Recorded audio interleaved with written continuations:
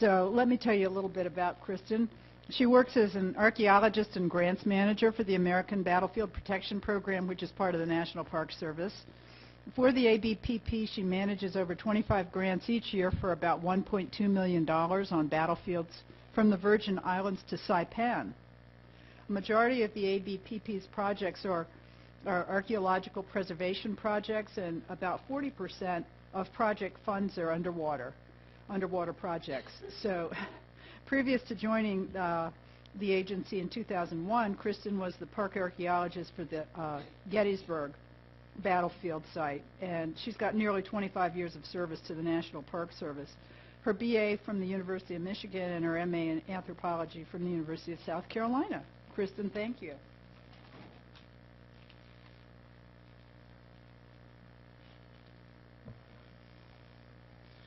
All right, so I know it's lunch and it's hard for us all to focus. But I'm going to start with the trivia question.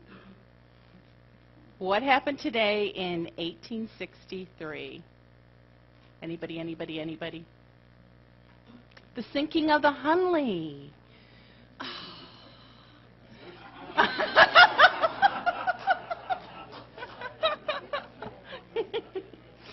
Oh, goodness. I can tell it's going to be one of those crowds. All right. Well, I do work for the American Battlefield Protection Program. We are part of the National Park Service. However, you notice I'm not in uniform, and that's because I work for an external program. The external programs really are meant to service the outside, people outside of National Park Service units. So in some strange way, I'm an archaeologist who's banned from the National Park Service, because I get to work sometimes in the park units when I'm asked, for consulting.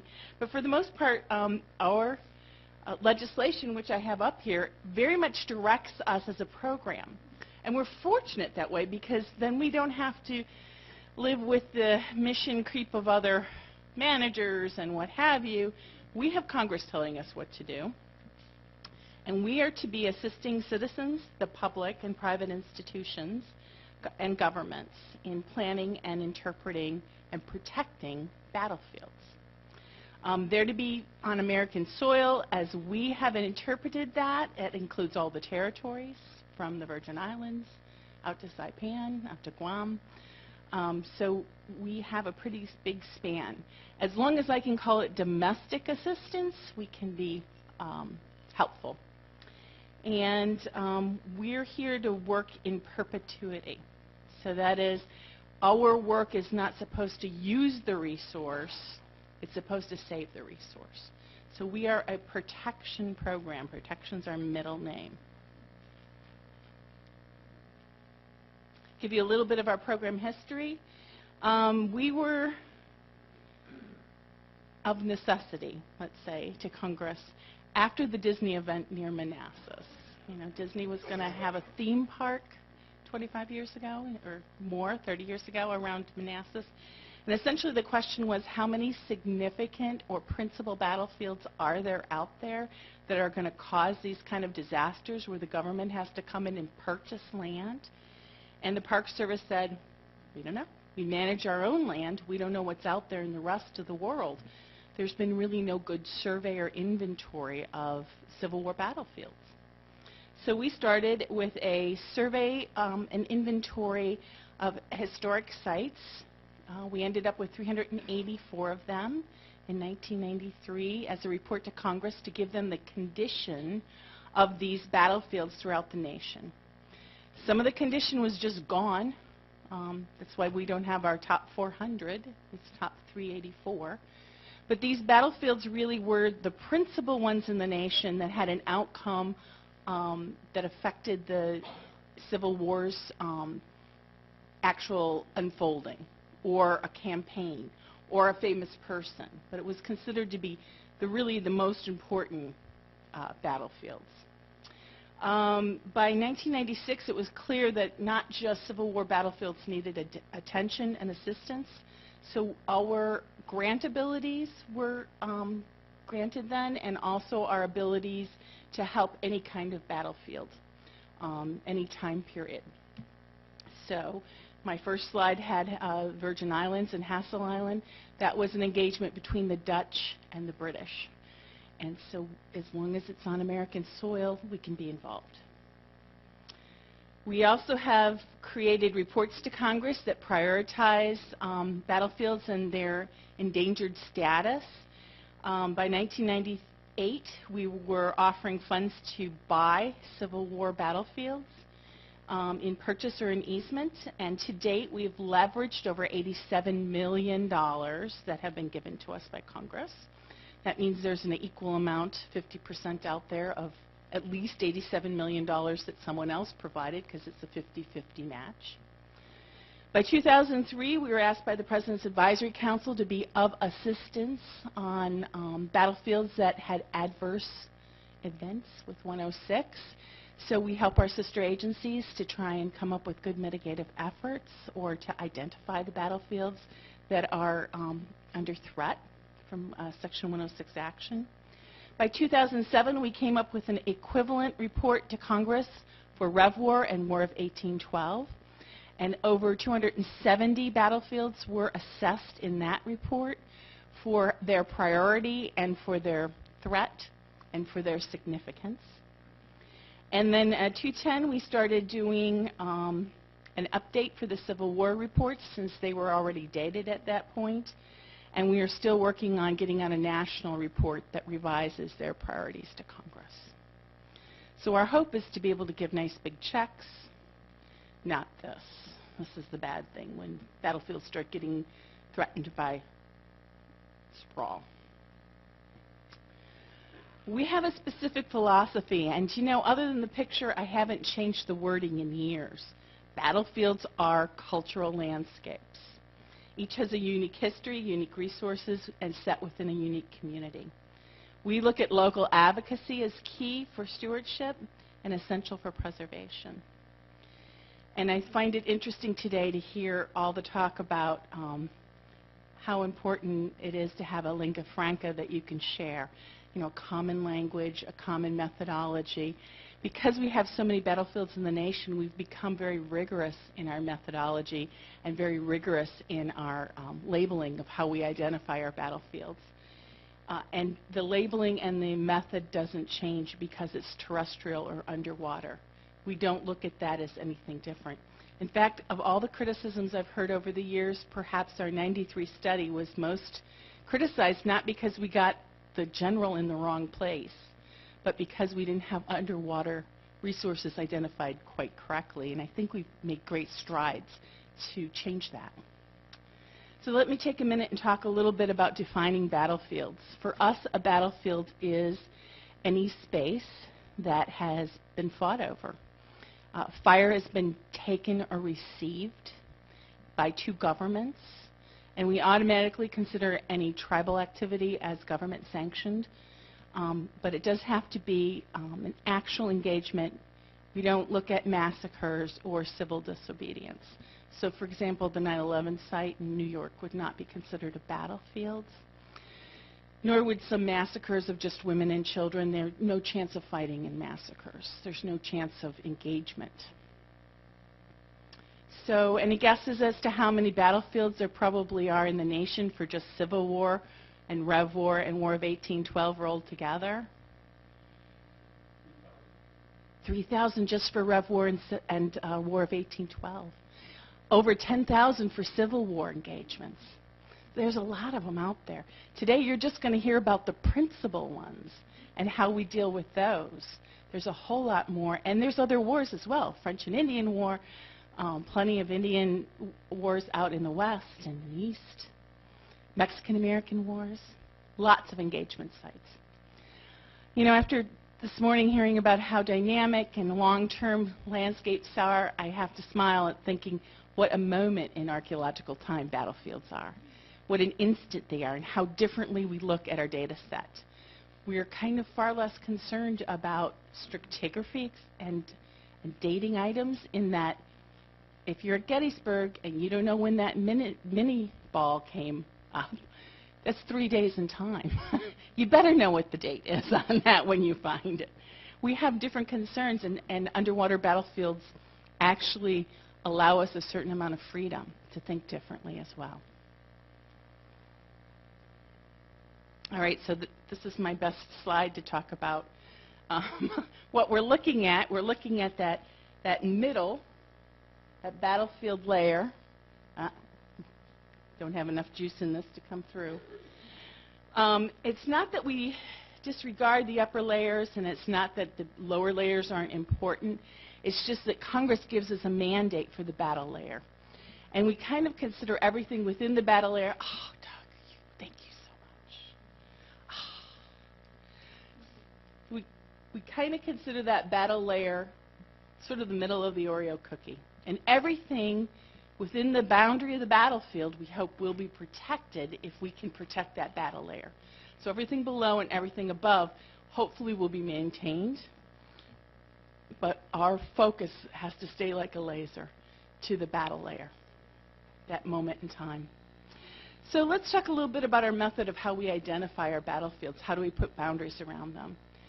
Time was when we would go to a historian and we'd say, hey, where's the battle? And they'd give us a blob on a map. They'd often go to the National Register and ask for the blob that's on their maps. And we'd take that, and that would be our blob. That would be how we would look at it. But nowadays, we're actually looking a lot closer at our battlefields, and we start off by looking for defining features. We borrow that lingo from the National Register, key defining features. But we call it defining features for battlefields. Any spot, any location that can be found. So that tree, that bridge, that tree line, that rock, that corner of a building, if they can be located, they can be a defining feature. That leaves out that order, that concept, that movement. What it does is it pins things to a three-dimensional spot in the world. And what's a little bit revolutionary about our program is we have always considered natural resources just as important as cultural resources. That rock where Turkeyfoot stood matters. That escarpment where the men hid matters. That ravine, that defile, that water crossing, that all could be a defining feature. Even that swamp that is an obstacle to the removal of your troops, that's a very big defining feature. So we've always looked at the natural and cultural as being tightly linked. Once you get your list of defining features, you just put them on the ground, and here at Shiloh we have little red measles of defining features. You can just barely see them, but I'm just using Shiloh as an example because I have a good graphic for it. Once we get our defining features on the ground, then we put a boundary around it, a study area. All your defining features have to be within your battlefield. We don't have defining features outside of the battlefield. And the heaviest area, the area that's perhaps the most action, of course, wherever you are is where the most action is, but most people can generally agree about the area that really has key outcome to your objectives. That one area that really is very important. It's called the core area. As preservationists, we're beginning to think that concept might be a little outdated. And the reason why is people tend to say, where's the core area? Well, that's all we're going to put on the National Register. Where's the core area? That's all we're going to save. That's the only land we're going to buy. So we really are having trouble with that concept, and that may be actually deleted in the future. We'll have to see what our next studies bring us. Then on top of your battlefield study and core area, you would impose what we call a POTNR, or Potential National Register Area. You can see here, this little spot has been removed from the Potential National Register Area. It might have a Walmart on it. There might be something that's so erased the readability of that battlefield that it's just clear from driving around that there's nothing left. These are windshield surveys, and to archaeologists I know that's not very welcoming. But there's something that can be done in a couple of days where you get your defining features pulled together and you have your first look around. It gives us a way to begin our understanding of the battlefield. Grants help us flesh out a better understanding as we go. So, smarty pants, how do we put this underwater stuff? Okay. Well, so here's Charleston. Right here are the defining features. And then this is the study area. And South Carolina and Dr. Jim Speck did this work. Here is their troop movements. You can see, depending on your old maps that you might have looked at in the past, how this has changed, this whole idea of using defining features. This is pretty consistent with National Register Bulletin 42. It's just an elaboration. Right, so all those defining features can actually be broken down even further. We found in battlefields that it's important to use, again, the same language among different time periods in different parts of the country and different engagements. So all our defining features actually can fall within one of these 5 rubrics. It can be key terrain or key position. Some people call it decisive location. It might be the way you know that you've reached your objective. So if you're told as a military unit to go take Hill 409, then Hill 409 is key terrain. It is your position or your objective. Observation and fields of fire could be another type of defining feature. And I think some of you may have seen Kokoa analysis out there where observation and field of fire has been considered in marine settings. This can include like looking around the corners of islands.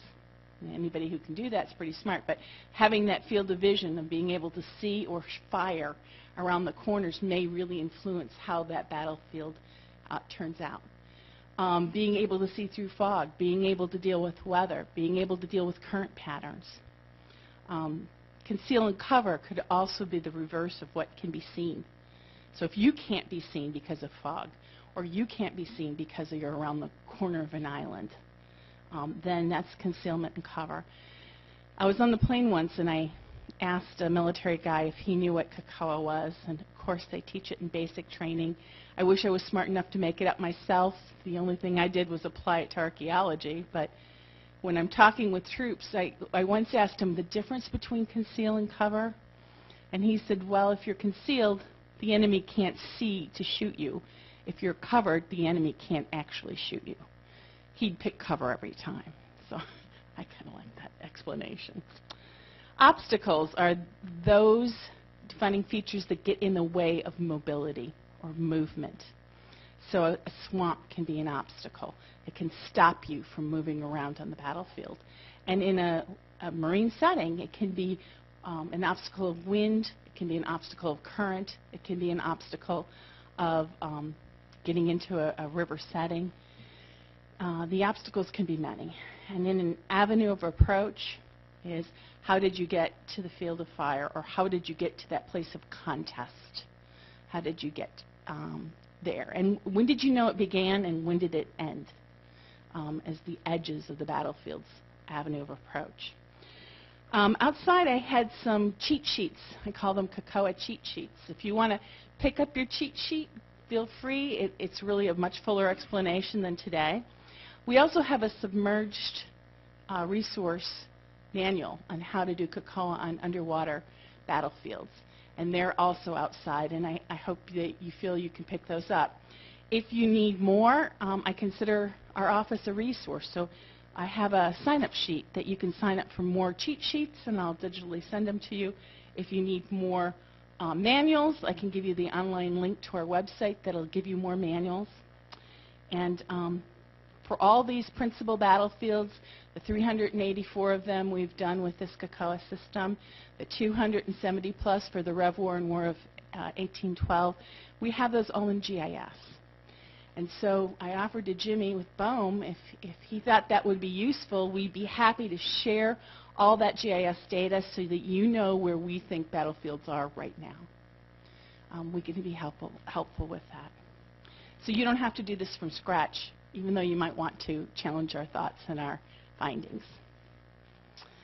All right, so here's a way that we can rethink some of our underwater resources. If you look at Credit Island in Iowa, look at where he's got the most likely British gun position, and he's taken those Kokoa ideas and imposed them.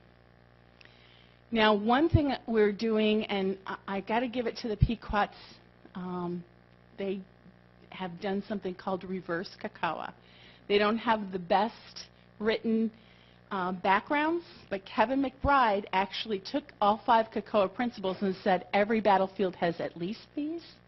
Some defining features fall within a couple of the categories. And he said, what am I missing? Which Kokoa attributes am I missing? And he did a reverse Kokoa. I think Chris did the same thing, looking for where the gun positions were based on what was missing. So Kokoa can help you with your predictive modeling if you're interested in doing that on battlefields. So you might say to me, Chris, where can I find a list of battlefields that have had some basic research by our grant office? You can look online, and we have all of our grants listed. You can look and see where our reports are for Rev War, Civil War, and you can see online for the Civil War ones at least that GIS data. Otherwise, you can contact me, and I'm happy to get you some. Also, if you want to know where our program projects are, like the Charleston Harbor one I was just talking to you about, you can go back through the years of our previous grant winners, and you can see a little three-line write-up and the dollar amount and see what was proposed as far as doing research. And for most of those, at least by Christmas, we expect to have digital copies of reports available. So if you're working in Hawaii, I've talked to someone in Hawaii, and you're interested in a digital report, ask me and we can get them to you. I just mentioned to Jessica we have one in Fort Wrangell, which is not too far away from her work. So if you're interested in using us as a resource, we can do that. So I suggest that we should be thinking outside the box. This is one of the saddest little battlefields I ever visited in Wyoming. This is the battlefield as far as the state of Wyoming is concerned in this box. So thinking outside the box, we have used heritage tourism projects with mapping for dive shops and PSAs and tours in Saipan. We've considered Kiska and Peleliu for island inventories, where we used both terrestrial and underwater. And at Kiska, we actually considered the resources of the air because it was a firefight using airplanes. That's a third dimension we have to think about. My head just can't do that right now. And then we've also done the handbook with the Lake Champlain folks, which is available. And I'll step you through a couple of our good examples. So in Saipan, we've worked with Dr. Crowell and Dr. McKinnon and the Ships of Discovery. And, you know, it seemed that tourists were ripping off pieces of these tanks and taking them home. So we came up with a heritage tourism trail to help the community. We did a basic site inventory of materials underground, and we came up with posters and PSAs in order to advise people not to rip stuff off. And we trained the dive shop owners in how to treat these archaeological resources with respect. And I hope it's turning out well. Peleliu, we had some basic problems with understanding the boundaries of the battlefield, partly because landowners were concerned. So we've done at least 2 archaeological projects in order to work our way into the community to talk with folks about assuring them how important it is to protect what we're finding. So this one we've used archaeologists kind of in the back door of getting at issues of landscape and issues of local cultural folks. And the archaeologists seem to like being used. So Rick Connect was in my first field school, so he doesn't seem to mind. All right, Valcour Bay has been working a dive program for years, and we have spent a couple of years supporting that. We're seed money. We're not really meant for long-term preservation projects, but just to spark things. So we have sparked some research on the zebra mussels, on the Spitfire. We have got our manual up, and we've done a compilation of some of their research. Okay, so the manual's available in the back. We have additional resources. We've done project-specific work, entire engagements, surveys for entire river settings and regional inventories. You can always ask me for a bib on this sheet. And we have our planning grants, which are available, you can see online. We have one coming up in January. These are some of the roles. It's not matching for our planning grants. It's the ones I manage mostly. And eligible sites are above ground and underground. We can help you with best practices. We can even help you form your grant request. We have a small staff, and feel free to contact us if you need help. Thank you.